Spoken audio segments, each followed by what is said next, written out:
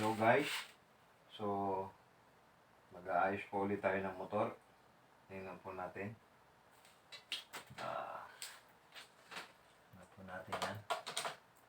Yan po. Maganda ito kahit may ilaw. Tayo makakuryente. Katawakan natin. So, okay po. Yan. Check natin kung maikot. Nakaw!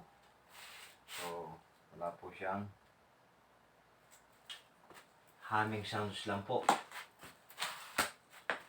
So, kailangan po natin yan buksan. Buksan natin ang Phillips screw.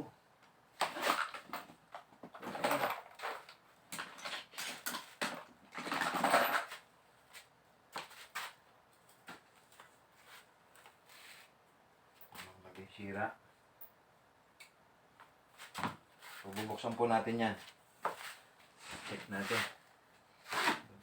Nito. Yan. Buksan natin. So, buksan natin. Oh.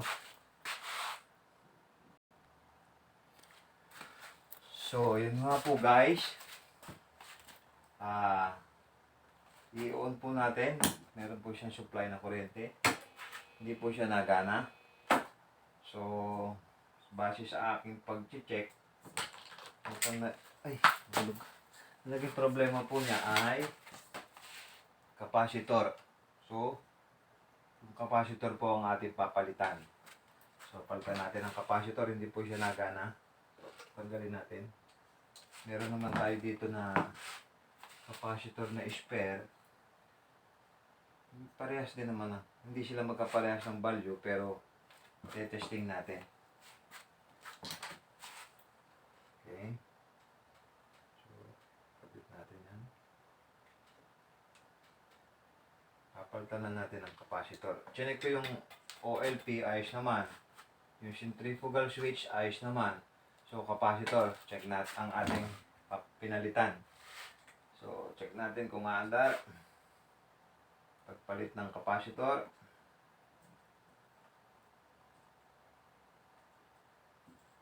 Okay, 1, 2, 3, go! So, yun po, mga kaibigan. Capacitor po ang naging problema. Problem solved na po tayo. Capacitor lang. Salamat po sa inyong panonood. Salamat sa oras.